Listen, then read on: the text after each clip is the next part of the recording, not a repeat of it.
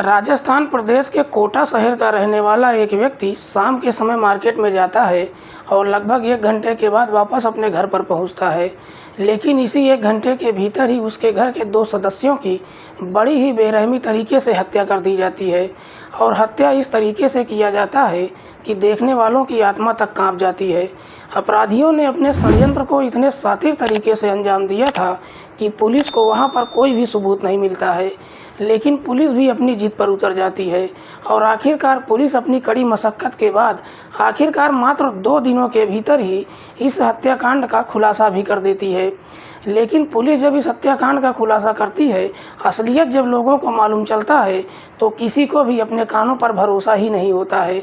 नमस्कार, प्रणाम, मैं आपका भाई, आपका दोस्त अभय और आप देख रहे हैं द कीप क्राइम।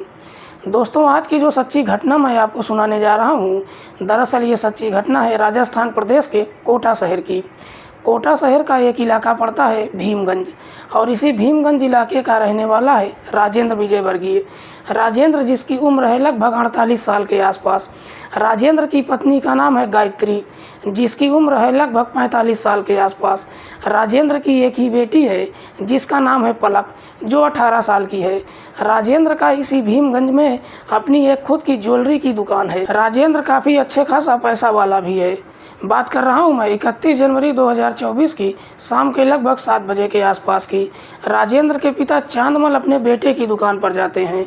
दरअसल चांदमल का ये डेली का रूटीन होता है कि 7 बजे अपने बेटे की दुकान पर जाते हैं और लगभग 8 बजे के आसपास जब दुकान बंद हो जाती है तो राजेंद्र अपने पिता के साथ ही वापस घर पर आता है। लेकिन 31 जनवरी 2024 को चांदमल जब अपने बेटे की दुकान पर पहुंचते हैं तो राजेंद्र अपने पिता से कहता है कि मुझे घर आने में थोड़ी सी देर हो जाएगी, आप घर चले जाइए। चांदमल अपने नौकर के साथ अपने घर पर पहुंच जाता है और गेट के बाहर ही अपने नौकर को उसके घर भेज देता है। चांदमल जब अपने घर के 2nd फ्लोर पर जाता है, जाकर जब डोरबेल बजाता है, अंदर से ना तो कोई आता है और ना ही कोई दरवाज़ा खोलता है। चांदमल वहीं पर खड़े होकर अपनी बहू और अपनी पोती को कई बार आवाज़ भी देते हैं, लेकिन अंदर से कोई भी जवाब नहीं मिलता है। चांदमल जब दरवाजे को धक्का देता है तो दरवाज़ा तुरंत ही खुल जाता है, जिसे देखकर चांदमल को काफ़ी अजीब सा लगता है कि दरवाज़ा आखिरकार खुला क्यों पड़ा हुआ है। चांदमल जब घर के भीतर प्रवेश करता है और जैसे ही कमरे के पास पहुंचता है, कमरे का नज़ारा देखकर चांदमल के पैरों तले से ज़मीन खिसक जाती है। दरअसल कमरे के बाहर दरवाजे पर खून लगा हुआ था। चांदमल जैसे ही इस तरह का नज़ारा देखता है, ज़ोर ज़ोर से चीखने चिल्लाने लगता है। चांदमल की चीख पुकार सुनकर 1st फ्लोर पर रहने वाली उसकी किराएदार लक्ष्मी भी काफ़ी तेज़ी से चांदमल के फ्लोर पर पहुंचती है और जाकर कैसे भी चांदमल को संभालती है। लेकिन लक्ष्मी भी जब कमरे के अंदर प्रवेश करती है तो देखती है कि पूरा का पूरा फर्श खून से भरा पड़ा हुआ है। वहां से निकलकर जैसे ही ड्राइंग रूम में जाती है तो अंदर का नज़ारा देखकर लक्ष्मी भी ज़ोर ज़ोर से चीखने चिल्लाने लगती है। दरअसल ड्राइंग रूम के अंदर ही फर्श पर राजेंद्र की पत्नी गायत्री और उसकी बेटी पलक दोनों की डेड बॉडी पड़ी हुई थी। लक्ष्मी जब चीख पुकार करना शुरू करती है, उसकी चीख पुकार सुनकर धीरे धीरे आस पड़ोस के लोग भी राजेंद्र के घर पर इकट्ठा हो जाते हैं। तभी लक्ष्मी इस बात की जानकारी सबसे पहले राजेंद्र को देती है और साथ ही साथ भीमगंज थाने में पुलिस को भी देती है। इधर पुलिस को जैसे ही सूचना मिलती है, पुलिस अपनी टीम के साथ राजेंद्र के घर पर पहुंच जाती है और सबसे पहले दोनों की डेड बॉडी का मुआयना करती है। तो मालूम चलता है कि गायत्री के साथ उसकी बेटी पलक के शरीर पर किसी तेज धारदार हथियार को कई बार चला दिया गया था, जिसकी वजह से दोनों का भेजा भी बाहर निकल चुका था। पुलिस जब घटनास्थल का मुआयना करती है तो पुलिस को वहां पर 2 सरिया और एक बड़ा वाला चाकू भी बरामद होता है। हालांकि पुलिस जब इस बारे में राजेंद्र से पूछताछ करती है तो राजेंद्र कहता है कि साहब, इस बारे में मुझे कुछ भी नहीं मालूम है। पुलिस सबसे पहले राजेंद्र से कहती है कि अपराधी चाहे कोई भी होगा, ज़रूर तुम्हारा ही कोई जानने वाला होगा, क्योंकि अपराधी घर में ज़बरदस्ती नहीं घुसा है, बल्कि दरवाज़ा खोलकर उसको घर के अंदर बुलाया गया है। लेकिन पुलिस जब गायत्री के कमरे में जाती है तो देखती है कि कमरे के अंदर जो तिजोरी रखी है उसका ताला टूटा पड़ा हुआ है और उसके अंदर से तमाम रुपए पैसे और गहने भी सब के सब गायब हो चुका है। पुलिस इस बारे में राजेंद्र से पूछताछ करती है कि तिजोरी के अंदर से क्या क्या सामान गायब हुआ है। तो राजेंद्र पुलिस वालों से कहता है कि साहब लगभग 1 करोड़ रुपए का नुकसान हुआ है। तब पुलिस को लगता है कि शायद ये मामला लूट का है। राजेंद्र पुलिस वालों से कहता है कि साहब मैंने अपने घर में 5 सीसीटीवी कैमरे भी लगा रखा है, लेकिन उन अपराधियों ने सीसीटीवी कैमरों को तोड़ा ही नहीं है बल्कि उसका डीवीआर भी अपने साथ ही लेकर चले गए हैं। घटना स्थल का बारीकी तरीके से मुआयना करने के बाद पुलिस को भी पूरा भरोसा हो जाता है कि अपराधी भी कम शातिर नहीं है, क्योंकि उन्होंने वहां पर कोई भी सबूत नहीं छोड़ा था। पुलिस सबसे पहले दोनों की डेड बॉडी को अपने कब्जे में लेती है और उसे पोस्टमार्टम के लिए भेज देती है। लेकिन वहां के आसपास के व्यापारियों को जब मालूम चलता है, पुलिस प्रशासन के ऊपर दबाव देते हुए कहते हैं कि अगर पुलिस जल्द से जल्द अपराधियों को अपनी हिरासत में नहीं लेती है तो हम धरने प्रदर्शन पर उतर जाएंगे, क्योंकि ये मामला भी कोई छोटा मोटा नहीं था बल्कि करोड़ों रुपए और गहनों की लूट हुई थी। इसीलिए पुलिस प्रशासन के ऊपर भी काफ़ी दबाव हो जाता है। पुलिस भी इस मामले को काफ़ी सीरियस तरीके से लेती है और वहां के आसपास के सीसीटीवी कैमरों को भी खंगालती है, लेकिन इससे भी पुलिस को कुछ खास हासिल नहीं होता है और देखते ही देखते लगभग 2 दिन का समय गुजर जाता है। इधर राजेंद्र की पत्नी और बेटी का जब पोस्टमार्टम हो जाता है, पुलिस दोनों की डेड बॉडी को राजेंद्र के हवाले कर देती है। राजेंद्र अपनी पत्नी और बेटी का अंतिम संस्कार भी कर देता है।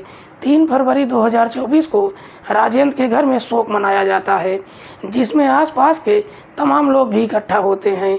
उन्हीं लोगों में एक और व्यक्ति पहुंचता है और राजेंद्र के पास जाकर ज़ोर ज़ोर से चीख चीख कर रोने लगता है।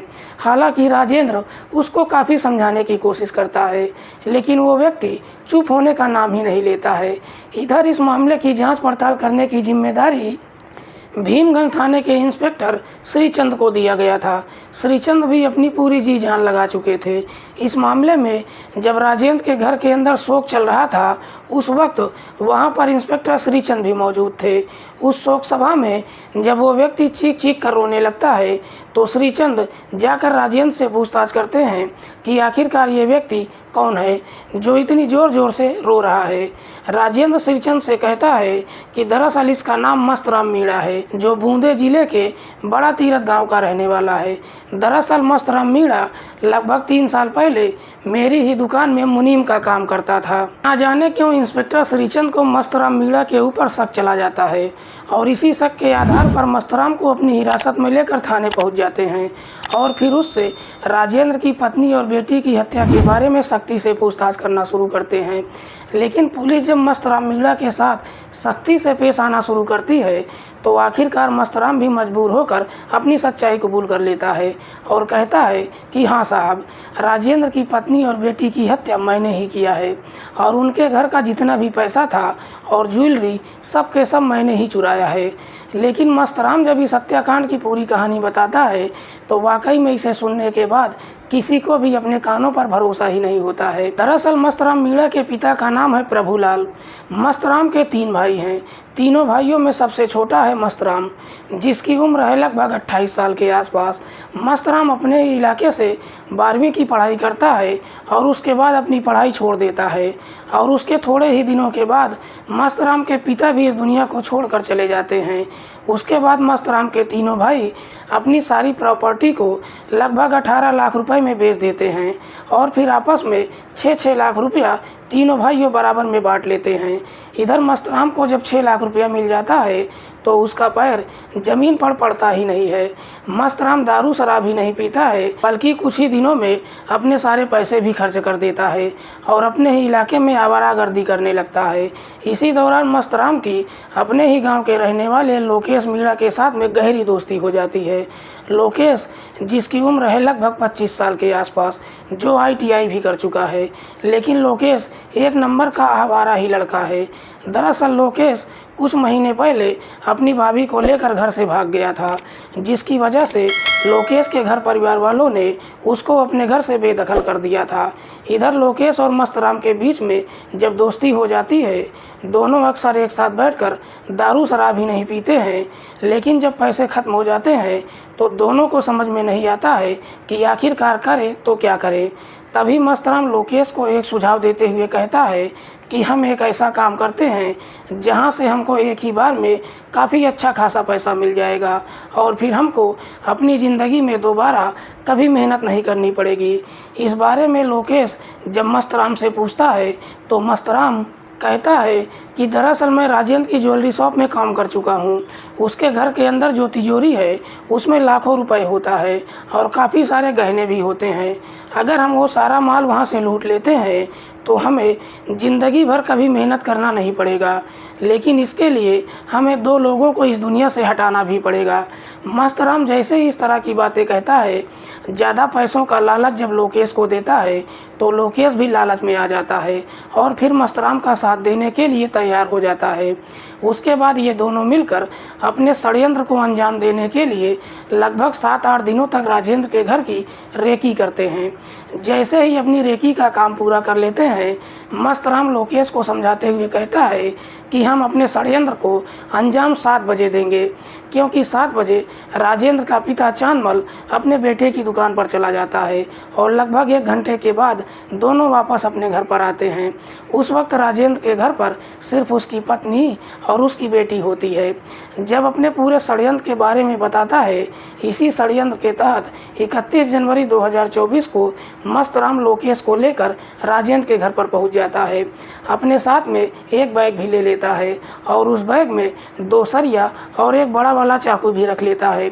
इधर चांदमल जैसे ही अपने घर से निकलकर राजेंद्र की दुकान पर जाता है, इसी दौरान मस्तराम लोकेश को लेकर राजेंद्र के घर पर पहुंच जाता है और जाकर दरवाजे की डोरबेल बजाता है।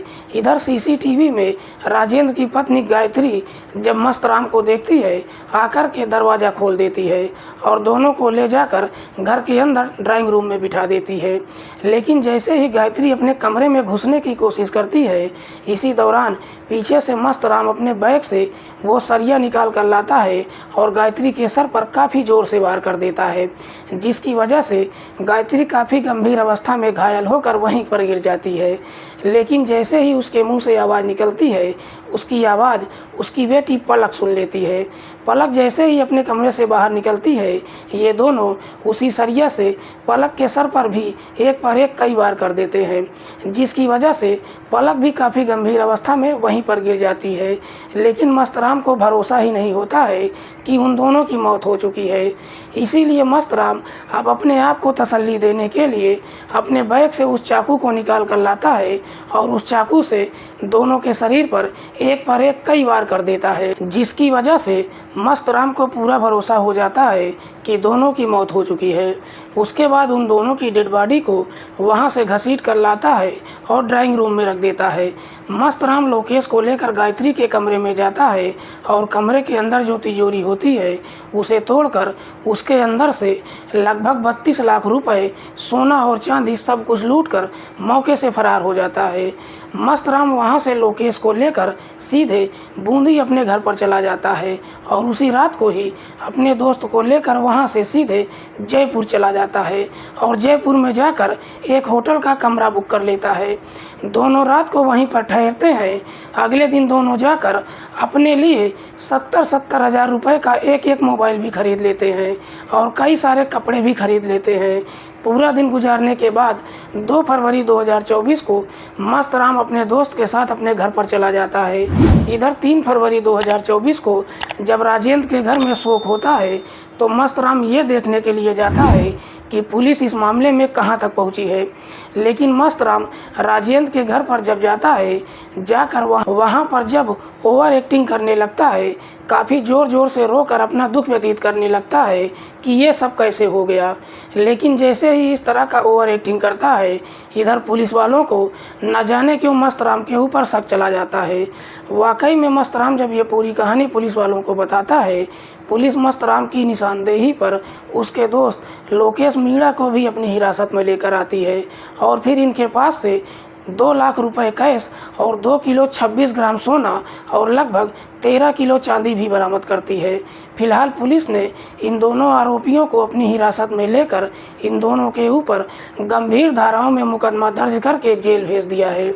दोस्तों, आज की कहानी सुनाने का उद्देश्य किसी को परेशान करना नहीं है, किसी की भावनाओं को आहत करना नहीं है। हमारा उद्देश्य समाज में हो रहे अपराध के प्रति आपको जागरूक करना है। मिलते हैं किसी और सच्ची कहानी के साथ, तब तक के लिए नमस्कार। जय हिंद।